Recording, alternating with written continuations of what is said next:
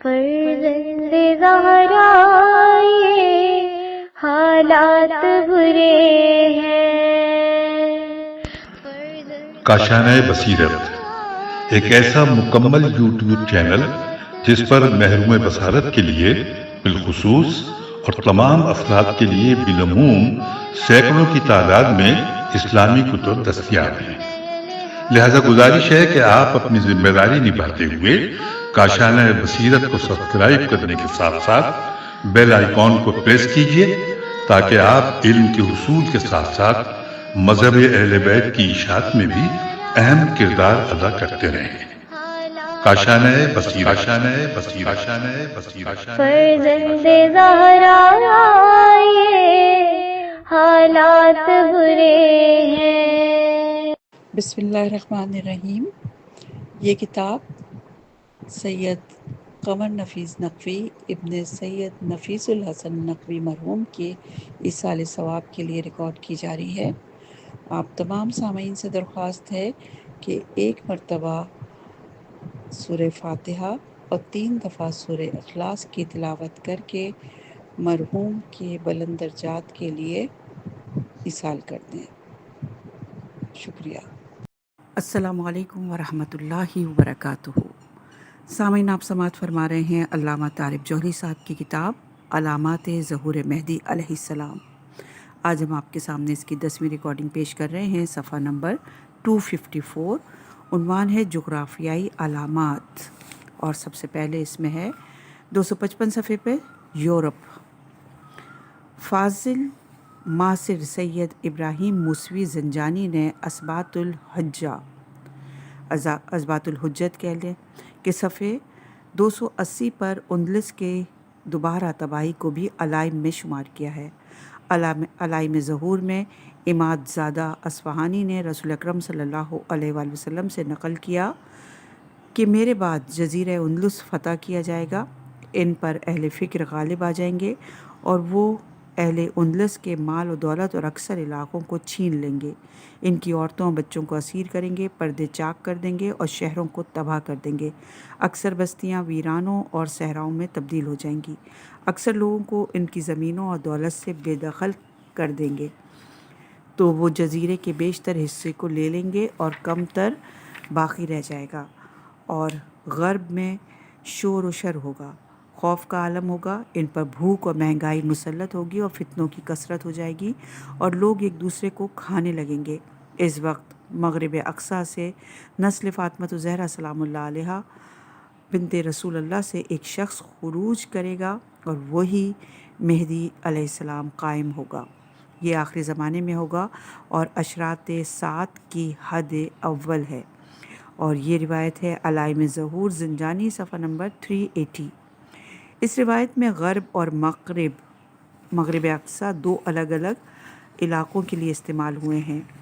ممکن ہے کہ غرب سے مراد یورپی ممالک اور امریکہ ہوں۔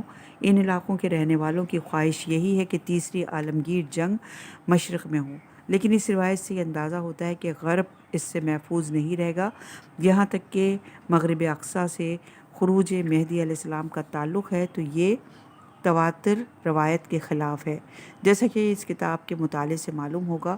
ممکن ہے کہ اس روایت میں تصحیف اور تحریف ہوئی ہو، اصل کتاب اور سلسلہ سند سامنے نہ ہونے کے سبب تبصرہ ممکن نہیں ہے۔ صفحہ نمبر 257 اور عنوان ہے افریقہ۔ الرؤوف الوردی جلد نمبر 2 صفحہ نمبر 68 پر مذکور ہے کہ نعیم ابن حماد نے ابو قبیل سے نقل کیا ہے کہ افریقہ میں ایک شخص 12 سال تک حکومت کرے گا اور پھر اس کے بعد فتنہ ہوگا اور ایک سیاہی مائل شخص حکومت لے لے گا اور عدل اور داد سے پر کر دے گا، پھر وہ مہدی علیہ السلام کی طرف روانہ ہوگا اور پہنچ کر اطاعت قبول کرے گا اور اس کی طرف سے جنگ کرے گا۔ صفحہ نمبر 258 چین۔ عنوان ہے چین۔ 40 میر لوہی میں فضل ابن شازان نے امام محمد باقر علیہ السلام سے روایت کی ہے کہ آپ نے فرمایا کہ گویا میں دیکھ رہا ہوں کہ مشرق بعید کی ایک بستی شیلا سے ایک قوم خروج کرے گی اور اہل چین سے اپنے حق کا مطالبہ کرے گی، لیکن ان کا حق نہیں ملے گا۔ وہ لوگ پھر اپنا حق طلب کریں گے، انہیں پھر منع کیا جائے گا۔ جب وہ دیکھیں گے تو اپنی گردنوں پر اپنی تلواریں رکھ لیں گے تو اہل چین ان کا مطالبہ پورے کرنے پر آمادہ ہو جائیں گے، لیکن وہ لوگ اسے قبول نہیں کریں گے اور خلق کثیر کو قتل کر دیں گے۔ پھر وہ ترک اور ہندوستان کے سارے علاقوں پر مسلط ہو جائیں گے اور اس کے بعد خراسان کی طرف متوجہ ہوں گے اور اہل خراسان سے ان کا علاقہ طلب کریں گے اور نہ دینے پر جبراً قابض ہو جائیں گے، اور ان کا ارادہ یہ ہوگا کہ حکومت کو صاحب الامر کے ہاتھوں تک پہنچا دیں۔ پھر ظہور کے بعد یہ ان لوگوں سے انتقام لیں گے جنہوں نے انہیں قتل کیا تھا اور مہدی کی حکومت میں دنیا کے ختم ہونے تک زندگی بسر کریں گے۔ اور یہ روایت ہے الزام الناصب، جلد نمبر 2، صفحہ نمبر 160۔ صفحہ نمبر 259 ہے اور عنوان ہے چین خروج امانی۔ مناقب ابن شہر آشوب میں علائم ظہور کے سلسلے میں تحریر ہے کہ جب چین فنا ہو جائے گا اور مغربی حرکت کرے گا اور عباسی یا امانی سفر عین سے ہے، امانی سفر اختیار کرے گا اور سفیانی کی بیعت کی جائے گی، تو اس وقت ولی اللہ مہدی علیہ السلام کو اذن خروج دیا جائے گا۔ اور یہ روایت ہے اثبات الحجت، صفحہ نمبر 312۔ صفحہ نمبر 260 ہے اور روس، عنوان ہے روس۔ رسالۃ الرازیہ، تالیف محی الدین عربی، 1331 ہجری میں۔ ممائر اور اعلیٰ المملوک جو بادشاہوں پر گزرنے والی ہے کے ذیل میں تحریر ہے۔ روس کا طالع منوس ہے، اس کا لشکر سرنگوں ہوگا، اس کا بادشاہ مایوس ہوگا، وہ عجم پر غلبہ پانے کے بعد ندامت کا شکار ہوگا اور اس کے دو عظیم واقعے ہوں گے۔ اس میں نمبر 1، ملک کے مختلف علاقوں میں اختلاف ہوگا یہاں تک کہ حکمران انہیں ختم کرنے سے عاجز آ جائیں گے۔ نمبر 2، پے در پہ مختلف امراض پھیل جائیں گے اور جان و مال کا خسارہ ہوگا اور اس کا اقتدار حاصل کرنے کی تمنا جرمن، نسمار، بصرہ، ترکیہ اور قفقاز کے لوگ کریں گے۔ ہر پرندہ نیچے اور بلندی کے لیے پستی ہے۔ پھر فرمایا کہ ظلم کا گھر خراب ہوگا اگرچہ تاخیر ہی کیوں نہ ہو۔ انگریز اس سے نجات پا لے گا، بلغاریہ کی طرف پہنچے گا اور اہل بلغاریہ کو وطن سے دوری اختیار کرنا پڑے گی۔ ایران میں 2 سال تک متواتر اختلافات رہیں گے۔ جو ساقط ہوا اور وہ واپس ہوگا اور بیٹھنے میں جلدی نہیں کرے گا۔ ایران کے ارکان متحد ہو جائیں گے اور انشاءاللہ وہ استقلال حاصل کرے گا اور پھر کہا کہ اے سین قیام کر، اے لام قیام کر، اے میم قیام کر، اور مسلمانوں کو مجتمع کر جابر بادشاہ گزر گئے، حق آ گیا اور باطل بھاگ گیا، جیسا کہ امام جعفر بن محمد الصادق علیہ السلام نے فرمایا کہ ہر شخص کی ایک حکومت ہے جس کا وہ انتظار کرتا ہے اور ہماری حکومت آخری زمانے میں ظاہر ہوگی۔ صفحہ نمبر 262، عنوان ہے آذربائیجان۔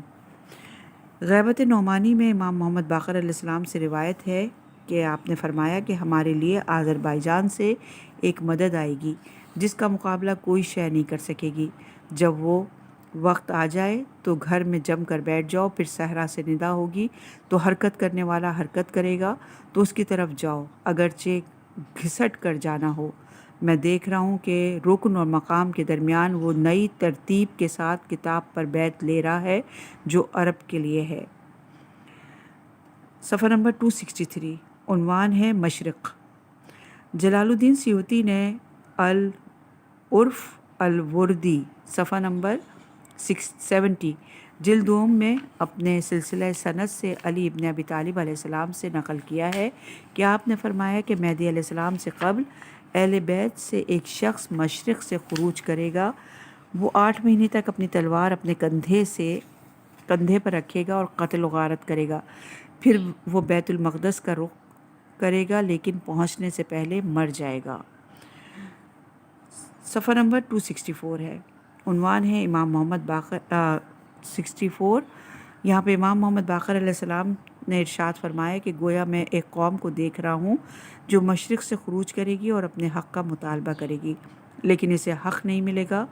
وہ لوگ پھر اپنا حق طلب کریں گے، پھر انکار ہوگا، تو جب وہ یہ دیکھیں گے تو اپنی تلواروں کو اپنی کندھوں پر رکھ لیں گے اور پھر ان کا مطالبہ مان لیا جائے گا، لیکن وہ قبول نہیں کریں گے اور قیام کر کے حق لے لیں گے اور وہ حق صاحب الامر تک پہنچائیں گے۔ ان کے مقتول شہید ہوں گے۔ صفحہ نمبر 265۔ عنوان: مشرق کی آگ۔ امام حسین علیہ السلام نے فرمایا کہ جب مشرق میں آگ دیکھو تو جو 3 دن یا 7 دن راوی نے اختلاف کیا ہے باقی رہے تو اس وقت انشاءاللہ آل محمد علیہ السلام کے خروج کی توقع رکھو۔ مزید فرمایا کہ آسمان سے ایک منادی مہدی علیہ السلام کے نام کی ندا دے گا جسے مشرق و مغرب کا ہر انسان سنے گا، یہاں تک کہ سویا ہوا جاگ اٹھے گا، لیٹا ہوا بیٹھ جائے گا اور بیٹھا ہوا خوف سے کھڑا ہو جائے گا۔ خدا اس پر رحم کرے گا جو اس آواز کو سن کر لبیک کہے گا، اس لیے کہ یہ آواز جبرائیل امین کی ہوگی۔ خالد ابن سعد نے کہا کہ امود کی صورت میں مشرق سے ایک نشانی ظاہر ہوگی جسے دنیا کے سارے لوگ دیکھیں گے، تو جو اس کیفیت کو دیکھے وہ اپنے لیے 1 سال کا غلہ ذخیرہ کر لے۔ امام صادق علیہ السلام نے فرمایا کہ جب تم آسمان میں ایک علامت دیکھو جو کہ ایک عظیم جنگ ہے جو مشرق سے ظاہر ہوگی اور کئی راتوں تک رہے گی، اس وقت لوگوں کی پریشانی کے دور ہونے کا وقت ہے اور یہ ظہور قائم سے کچھ قبل ہوگا۔ امام صادق علیہ السلام نے فرمایا کہ قیام قائم سے قبل لوگوں کے گناہوں کے زجر اور توبیخ کی جائے گی۔ نمبر 1 آگ کے ذریعے جو آسمان میں ظاہر ہوگی، نمبر 2 سرخی کے ذریعے جو آسمان میں پھیل جائے گی، نمبر 3 بغداد میں زمین دھنسنے کے ذریعے، نمبر 4 بصرہ میں زمین دھنسنے کے ذریعے، نمبر 5 وہاں ہونے والی خون ریزی کے ذریعے، نمبر 6 گھروں کی تباہی کے ذریعے، نمبر 7 وہاں کے باشندوں کی ہلاکت کے ذریعے، نمبر 8 اہل عراق پر ایسے خوف کے ذریعے کہ جن کے لیے آرام اور قرار مفقود ہو جائے گا۔ صفحہ نمبر 268 ہے، یہاں توضیح بیان ہو رہی ہے۔ نمبر 1 پہلی روایت سے ملتی جلتی ایک روایت امام باقر علیہ السلام سے ہے جس میں آگ کا رنگ بھی بتلایا گیا ہے۔ بظاہر ان دونوں روایتوں میں ایک ہی آگ مراد لی گئی ہے اور یہ قریبی علامات ہے۔ نمبر 2 دوسری روایت کا سلسلہ سند واضح نہیں ہے، لیکن یہ روایت خود اس بات کی دلیل ہے کہ یہ آگ ظہور سے کافی قبل ظاہر ہوگی، کم از کم 1 سال قبل۔ اس سلسلے کی چوتھی روایت دوسرے سے مشابہ ہے، جبکہ تیسری روایت پہلے سے مشابہت رکھتی ہے۔ نمبر 3 غیبت نعمانی صفحہ نمبر 272 پر امام صادق علیہ السلام سے روایت ہے کہ فویہ کوفے میں ایک ظاہر ہوگی جو کناسہ بنی اسد تک جائے گی، یہاں تک کہ محلہ ثقیف کو عبور کر جائے گی اور آل محمد کے گھروں کے کسی ستون کو نہ چھوڑے گی جس کی گردن پر آل محمد کا خون ہوگا۔ کوفے کے یہ علاقے ہمارے لیے نامعلوم ہیں، اب ان کا نام و نشان بھی نہیں ہے۔ شاید فویہ سے مراد پشت کوفہ پر نجف کا وہ علاقہ ہے جہاں آج حضرت کمیل ابن زیاد کی قبر ہے۔ بہرصورت کوفے کی یہ آگ اہم اور قریبی علامت ہے۔ صفحہ نمبر 269 عنوان ہے مختلف ممالک۔ امیر المومنین علیہ السلام نے فرمایا، اے جابر، جب ناقوس چیخنے لگے، جب کابوس عارض ہو جائے اور جب بھینسیں بولنے لگیں تو اس وقت عجائب ظاہر ہوں گے۔ اور کیسے عجائب؟ جب نصیبین میں آگ روشن ہو جائے اور سیاہ وادی میں عثمانی پرچم ظاہر ہو جائے اور شہر بصرہ مضطرب ہو جائے اور ان میں سے بعض لوگ بعض پر غالب آ جائیں اور ہر قوم دوسری قوم کی طرف جست کرے اور خراسان کی فوجیں حرکت میں آ جائیں اور بیعت یا پیروی کی جائے۔ عرض طالقان سے شعیب ابن صالح تمیمی کی اور سعید کی بیعت خوزستان میں کی جائے اور مردان کرد پرچم نصب ہو جائیں، مردان کرد میں پرچم نصب ہو جائیں اور عرب ارمین و سقلاب کے علاقوں پر غالب اور ہرقل رومی قسطنطنیہ میں سفیانی کے سرداروں کی اطاعت کرے تو اس وقت توقع رکھو کہ وہ ظاہر ہو جس نے موسیٰ سے بذریعہ درخت کوہ طور پر بات کی تھی، تو وہ اعلانیہ آشکارا ظاہر ہو جائے گا۔ آگاہ رہو کہ میں نے بہت سے عجائب چھوڑ دیے اور بہت سی باتیں ترک کر دیں، اس لیے کہ ان کا برداشت کرنے والا نہیں پاتا۔ صفحہ نمبر 271، اور یہاں بھی توضیح ہے۔ نمبر 1، آفات بلیات کے نزول اور شدید خونریزی کے سبب لوگوں کے اعصاب جواب دے جائیں گے اور ان کی حالت کابوس زدہ مریض کی طرح ہوگی۔ نمبر 2، بھینس کے بولنے سے بھی مراد ہو سکتا ہے کہ بین الاقوامی شہرت کا کوئی سیاستدان یا حکمران ایسے حلیے کا ہو کہ اسے دیکھ کر لوگ بے اختیار کہہ اٹھیں کہ بھینسیں بول رہی ہیں۔ نمبر 3، نصیبین میں آگ کا لگنا حقیقی معنی بھی ہو سکتا ہے اور فتنہ اور فساد کے مفہوم میں بھی۔ نمبر 4، بعض نسخوں میں وادی سود کو وادی سواح تحریر کیا ہے۔ یہ وادی وادی دہنام کے نام سے معروف ہے، ریگستان بصرہ اور تمیم کی بستیوں کے نزدیک کا علاقہ ہے۔ صاحب عبقری الاحسان کی رائے میں وادی سود سے سوڈان اور عثمانی پرچم سے مہدی سوڈانی کا خروج مراد ہو سکتا ہے، لیکن زیادہ قرین قیاس یہ ہے کہ یہ شام کا ایک علاقہ ہے۔ نمبر 5، سفیانی کا نام عثمانی ابن عتبہ ہے، اس لیے عثمانی پرچم سے مراد سفیانی کے پرچم ہے۔ صاحب نور الانوار کے خیال میں اس سے آل عثمان کی حکومت کا پرچم مراد ہے، لیکن پہلا قول زیادہ قرین قیاس ہے۔ نمبر 6، اضطراب کا مطلب یہ ہے کہ بصرہ میں شدید ترین فتنے و فسادات ہوں گے جن کے سبب قتل اور غارت کا بازار گرم ہو جائے۔ روایت سے پتہ چلتا ہے کہ بصرہ متعدد بار برباد ہوا اور آباد ہوا اور ظہور سے قبل آخری بار پانی میں غرق ہو جائے گا۔ نمبر 7، صبا کل قوم، اے قوم کا مطلب یہ بھی ہو سکتا ہے کہ ہر گروہ دشمن کو دوسرے گروہ کا پتہ بتائے گا۔ نمبر 8، شعیب ابن صالح سے مراد غالباً وہ شخص ہے جو سمرقند سے قیام کرے گا اور طالقان کی طرف جائے گا، اور سادات حسنی میں سے کچھ لوگ اس کے ساتھ ہو جائیں گے اور چھوٹے سیاہ پرچموں کے ساتھ خراسان کے سیاہ پرچموں کے علاوہ کوفے پہنچیں گے، جنہیں دیکھ کر سفیانی کا لشکر فرار کر جائے گا۔ یہ لوگ حق پر ہوں گے اور ان میں سے کچھ لوگ مہدی علیہ السلام کے لشکر سے ملحق ہو جائیں گے اور ان کا علمبردار یہی شعیب ابن صالح ہوگا۔ نمبر 9، خراسان کی فوجوں سے مراد غالباً مروزی کا لشکر ہے، یا پھر خراسان کے سیاہ پرچم مراد ہیں جو عراق کی طرف آئیں گے اور بصرہ کے قریب جزیرہ بنی کاوان پر قبضہ کر لیں گے۔ نمبر 10، طالقان 2 شہروں کا نام ہے، خراسان کے علاقے ہیں، بلخ اور مروریت کے درمیان ہے، اور دوسرا قزوین اور ابہر کے درمیان ہے۔ نمبر 11، کردان کو کردگار اور کرور بھی پڑھا گیا ہے۔ یہ ترکستان کا علاقہ ہے جو خوارزم کے قریب ہے، چھوٹی چھوٹی آبادیوں پر مشتمل ہے۔ اس میں بسنے والوں کی زبان نہ ترکی ہے نہ خوارزمی۔ صفحہ نمبر 273، تہران اور بغداد۔ غیبت نعمانی میں ہے کہ قائم کی غیبت کے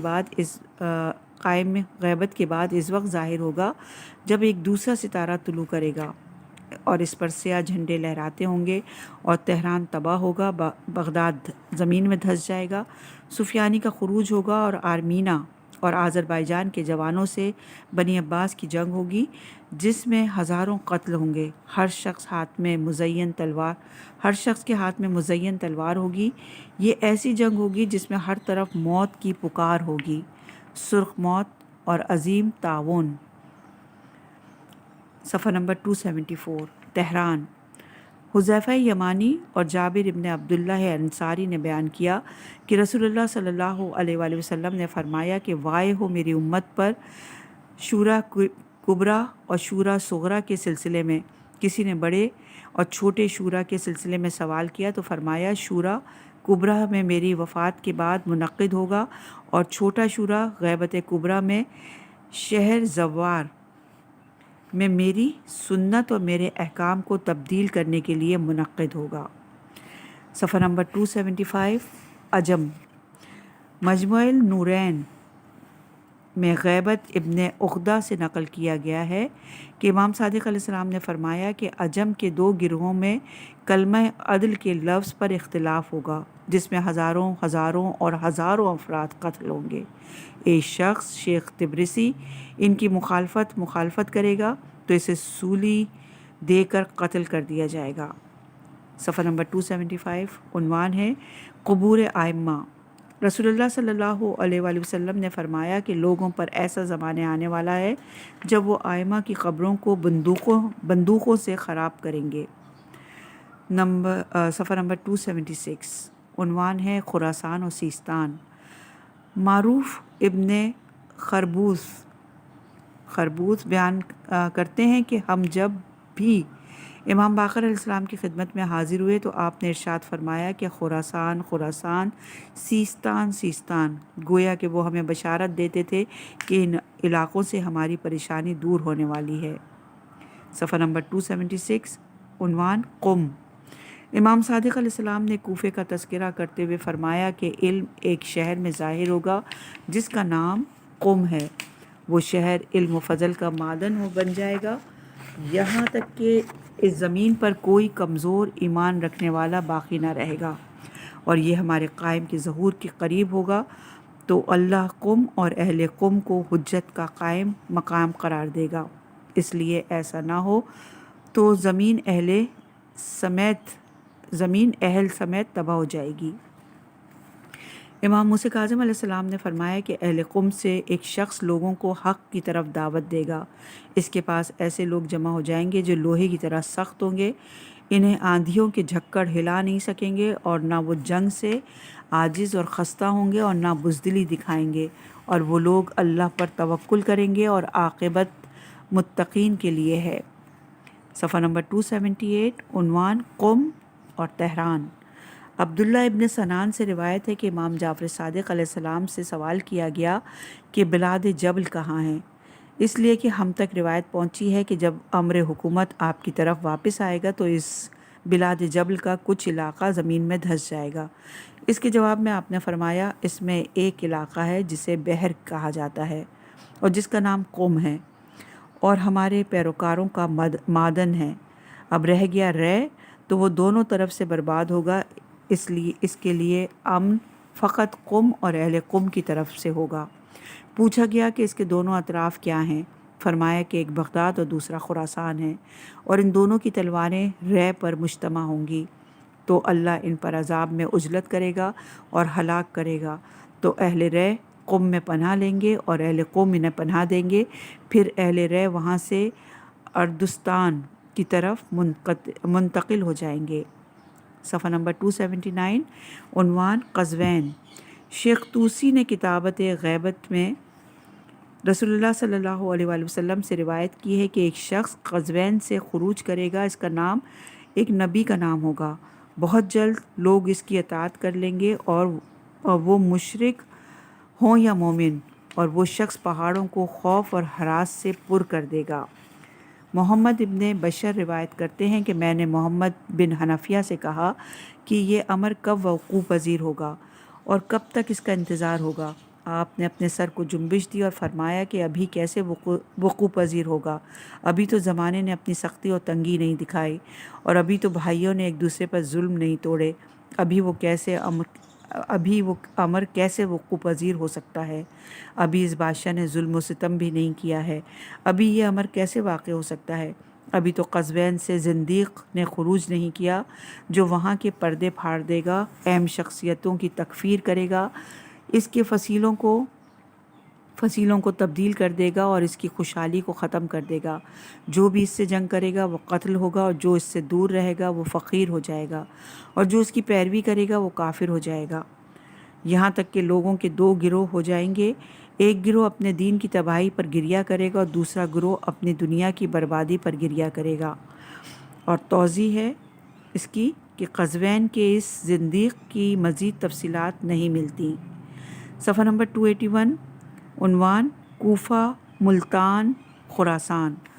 امام صادق علیہ السلام سے روایت ہے کہ انہوں نے اپنے والد سے سنا اور اپنے جد امیر المومنین نے کچھ ایسی باتیں بیان کی کہ جو ان کے بعد سے لے کر قیام قائم تک وقوع پذیر ہونے والی تھیں۔ اس پر امام حسین علیہ السلام نے دریافت کیا کہ کیا یا امیر المومنین، اللہ کب اس زمین کو ظالموں سے پاک کرے گا؟ تو آپ نے فرمایا اس وقت تک یہ زمین پاک نہیں ہوگی جب تک محترم خون نہ بہا دیا جائے۔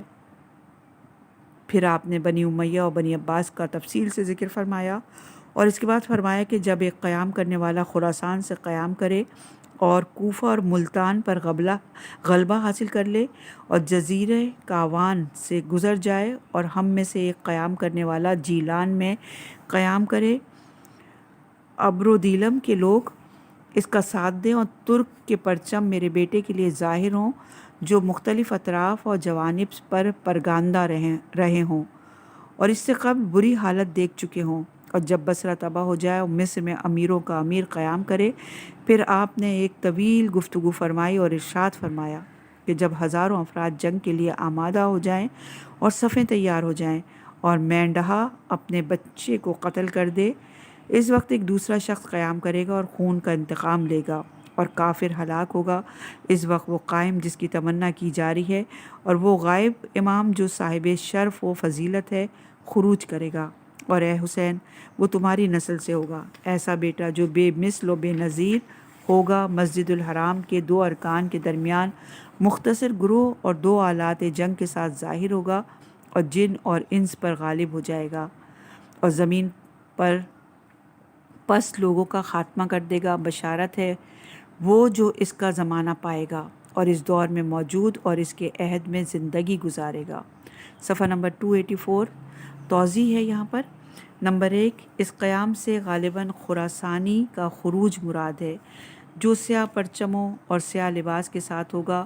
خراسان کا علاقہ موجودہ خراسان سے بہت بڑا تھا جس کے بعض حصے اب افغانستان اور روس، سمرقند وغیرہ میں شامل ہیں۔ خراسانی کا خروج کہاں سے ہوگا اس کی وضاحت نہیں ہے، البتہ اس بات کا امکان ہے کہ یہ خروج موجودہ خراسان کی بجائے مذکورہ دو ملکوں سے ہو۔ روایت سے اندازہ ہوتا ہے کہ یہ شورش اس وقت ہوگی جب سفیانی اپنا لشکر کوفے کی طرف بھیجے گا۔ اس وقت خراسانی خروج کرے گا، ایک طرف ملتان اور دوسری طرف کوفے تک اپنا اقتدار پھیلائے گا۔ نمبر 2، بعض نسخوں میں کوفے کی جگہ کرمان ہے، اس اعتبار سے اسے کرمان سے ملتان تک غلبہ حاصل ہوگا، لیکن بعد کے فقرے میں یہ ارشاد ہوا ہے کہ یہ خراسانی جزیرہ بنی کاوان سے بھی گزرے گا۔ یہ جزیرہ بصرہ اور خرم شہر کے درمیان ہے، لہٰذا یہ زیادہ قرین قیاس ہے کہ اس شخص کا غلبہ کوفے سے ملتان تک ہوگا۔ نمبر 3، کوفے سے ملتان تک کا سفر کس راستے سے ہوگا اس کی وضاحت نہیں ہے، لیکن جزیرہ بنی کاوان کا تذکرہ اس بات کی طرف اشارہ ہے کہ اس حملے میں بحری بیڑا بھی استعمال ہوگا۔ نمبر 4، اور ہم میں سے قیام کرنے والا یہ نسبت بتلاتی ہے کہ یہ سید گیلانی دعوت حق دینے والا شخص ہوگا۔ بعض محققین کے نزدیک بعید نہیں کہ اس سے مراد سید حسنی ہوں۔ نمبر 5، ابرستان کا ایک علاقہ ہے اور ویلم گیلان کا ایک پہاڑی سلسلہ ہے جو قزوین کے شمال میں واقع ہے۔ ان دونوں علاقوں کے لوگ سید گیلانی کا ساتھ دیں گے۔ نمبر 6، خروج خراسانی اور قیام سید گیلانی ایک ساتھ ہوں گے یا قبل اور بعد ہوں گے اس کی وضاحت نہیں ہے، لیکن جملوں کی ترتیب سے قبل اور بعد کا اشارہ ملتا ہے۔ نمبر 7، ترک سے مراد وہ لوگ ہیں جو ترک ابن ضیافس ابن نوح کی نسل سے ہیں۔ جو ترک ابن یافس ابن نوح کی نسل سے ہیں اور ترکمانی، سلجوقی اور عثمانی اسی نسل سے ہیں۔ ان کی آبادی وسطی ایشیا، منگولیا، افغانستان میں ہے۔ چینی بھی اس سے مراد لیے گئے ہیں۔ ترکوں کے پرچم اس وقت بلند ہوں گے جب بصرہ تباہ ہو جائے گا، مصر میں ایک حاکم اعلیٰ کا قیام ہوگا، اور یہی وہ وقت ہوگا جب ہر طرف جنگ کے شعلے بھڑک اٹھیں گے اور ہزارہ افراد لڑ پڑیں گے۔ ایسے میں کوئی بہت اہم آدمی ہلاک ہوگا جس کی ہلاکت کو بہت اہمیت دی جائے گی اور بین الاقوامی طور پر اس کا چرچا ہوگا۔ صفحہ نمبر 286 عنوان عراق۔ سید علی حمدانی نجفی نے کتاب روضۃ العلویہ سے نقل کیا ہے کہ امام علیہ السلام نے فرمایا، جب نسل نبی صلی اللہ علیہ وآلہ وسلم سے ایک بچہ عراق میں قتل کر دیا جائے اور فوجی حکومت کرنے لگیں تو لوگ سر تپا منقلب ہو جائیں گے اور شور و شر بڑھ جائے گا، مومن کی توہین کی جائے گی، انجمن سازی بڑھ جائے گی اور ایمان کم ہو جائے گا۔ ان لوگوں کے نزدیک ممبروں سے خطاب کرنے والے مردار کی طرح ہوں گے۔ ہر شخص اپنے نفس کے لیے سوچے گا، بعض لوگوں میں اضطراب پیدا ہوگا اور کچھ مدت تک رہے گا۔ اس وقت شمالی عراق میں بہت سے علاقے منہدم ہو جائیں گے اور بے گناہ لوگ کثرت سے قتل ہوں گے۔ پھر عالی شان محل اور دوسرے علاقے بصرے میں تعمیر ہوں گے۔ اس کے بعد ایک گروہ شام سے آئے گا جو قرض کا مطالبہ کرے گا۔ اس حدیث کی صحت میں تأمل ہے۔ یہاں پہ باب جو خرافیائی علامات اختتام کو پہنچا۔ انشاءاللہ اگلی ریکارڈنگ میں اگلے باب پر جائیں گے۔